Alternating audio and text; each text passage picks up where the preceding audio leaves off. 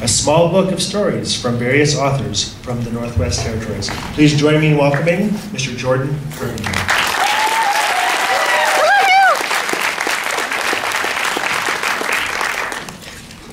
Hi. Am I not on? Oh.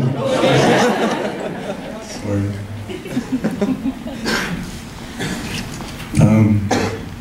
This is my first time doing this. I sound, oh God.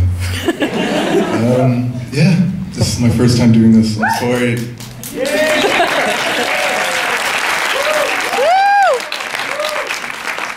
I haven't even done anything yet.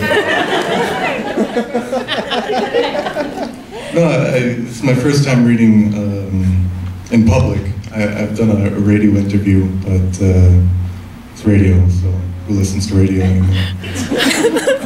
So I'll just get started. To give you a preface, it's a small story that I wrote in Coming Home, which is for sale here, right? Yes, so buy one.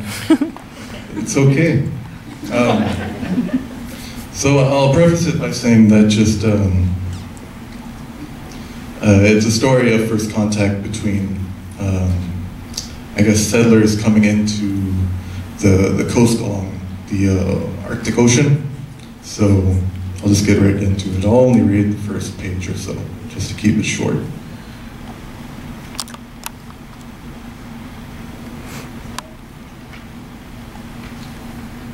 It's called Finding Home. I can't remember the face of Uma.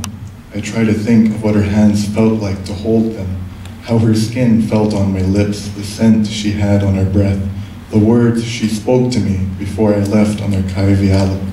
Nothing. I can remember nothing.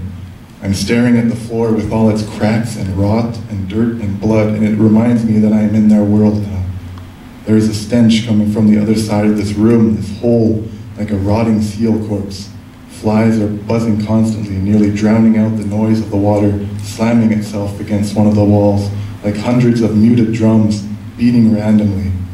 For every great thump from the waves, water oozes in through the mass of logs like blood, quickly, quietly, and slowly onto the down floor. The water flows to the corner of the stench, collecting under the body of Keavy, allowing the things which feast on his body to grow larger and eat faster, and I am thankful for it. Keavy, he is the reason I am in this hole, the reason why I wait for a dunnock to feed me, the reason why I cannot remember her. I want him to be gone from this world as quickly as the animals will allow.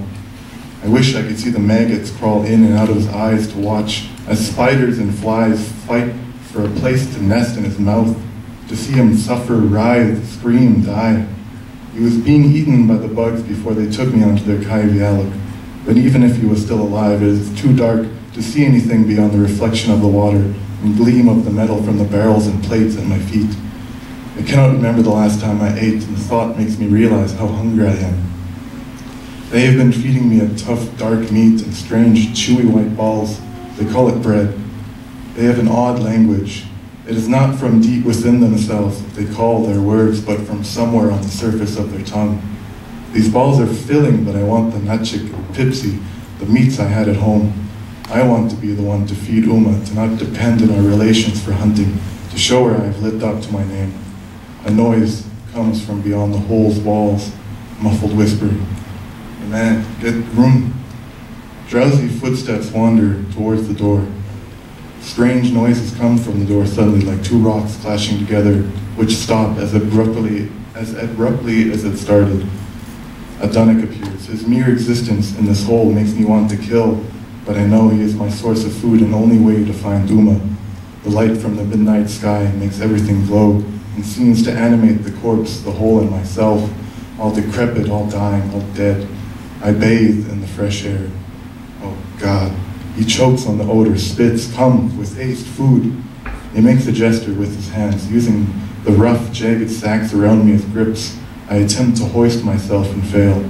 Crumpling to the ground, I realize my muscles are like the nvatkik that wash on the shore, the ones without bones. I look to the door for help, but the man has already left. My want to hurt him gives me the energy to leave this hole.